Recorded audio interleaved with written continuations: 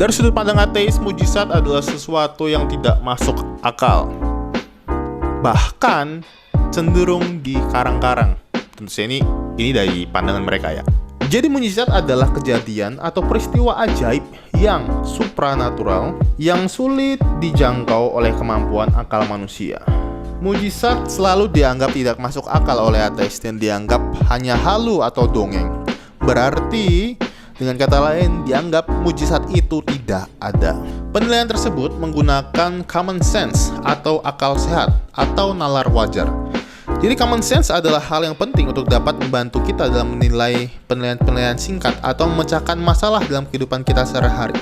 Seorang ibu melarang anaknya bermain api karena api itu panas dan dapat membakar sehingga berbahaya. Tentu saja ketika kita mendengar hal tersebut, pasti tidak ada pertentangan karena hal tersebut masuk akal. Tapi bagaimana jika kita mendengar ada seorang yang sembuh total dari kankernya dalam waktu semalam?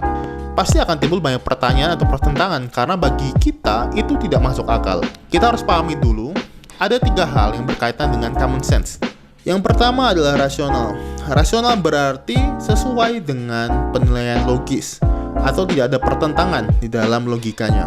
Lalu yang kedua adalah irasional. Irasional berarti bertentangan dengan logika. Yang ketiga adalah suprarasional.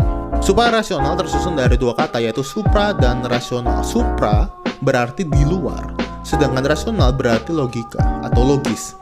Berarti suprarasional menunjuk kepada hal yang di luar akal atau lebih tepatnya sulit untuk dipahami oleh akal. Tentu saja para ateis setuju bahwa mukjizat itu ada di area suprarasional atau area yang tidak mampu atau sulit untuk manusia pahami dan berbeda dengan irasional. Dan menurut gue mukjizat itu tidak hanya bisa dipandang sebagai sesuatu yang suprarasional, tetapi juga dapat dipandang sebagai sesuatu yang rasional.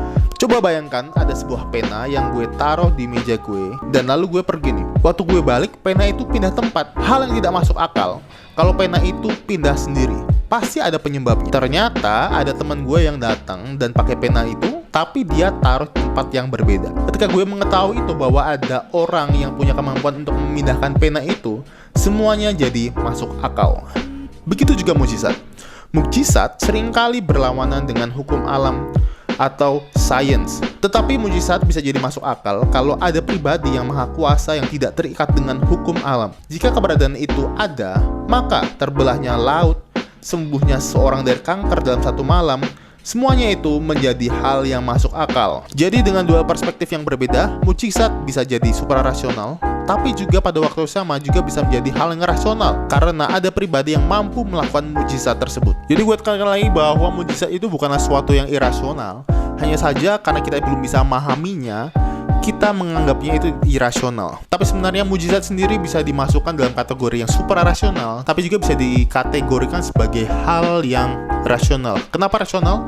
Karena ternyata ada pribadi yang mampu membuat mukjizat itu ada. Itulah kenapa menjadi rasional. Semuanya menjadi terjelaskan. Walaupun kita tidak memahami bagaimana secara detail hal tersebut bisa terjadi, tetapi jika kita tahu ada pribadi yang mampu melakukannya, itu berarti sudah cukup masuk akal, sudah cukup rasional. Kalau misalnya kita punya motor yang rusak, lalu motor itu kita bawa ke bengkel, lalu setelah itu motor itu keluar dari bengkel, ternyata motor itu sudah jadi baik, sudah nggak rusak lagi gitu. Apakah kita berkata bahwa itu sebuah mukjizat atau kita tidak percaya bahwa itu bisa terjadi? Tentu saja itu bisa terjadi. Kenapa? Karena ternyata ada mekanik yang mampu melakukannya sehingga motor itu bisa jadi baik. Kita nggak perlu tahu detail kenapa bisa jadi baik motor ini, tetapi kita hanya tahu bahwa mekanik itu mampu untuk mengerjakan motor ini sehingga motor ini bisa diperbaiki. Begitu pula sistemnya, bagaimana kita bisa menganggap mukjizat itu adalah sesuatu yang rasional jika kita tahu bahwa ada pribadi yang mampu melakukan mukjizat itu. Kalau kalian suka dengan video ini, silahkan klik like dan jangan lupa share supaya bisa ditonton teman-teman yang lain. Kalau kalian belum subscribe, silahkan klik subscribe dan aktifkan notifikasinya supaya kalian dapat memberitahuan setiap ada video baru yang gue upload.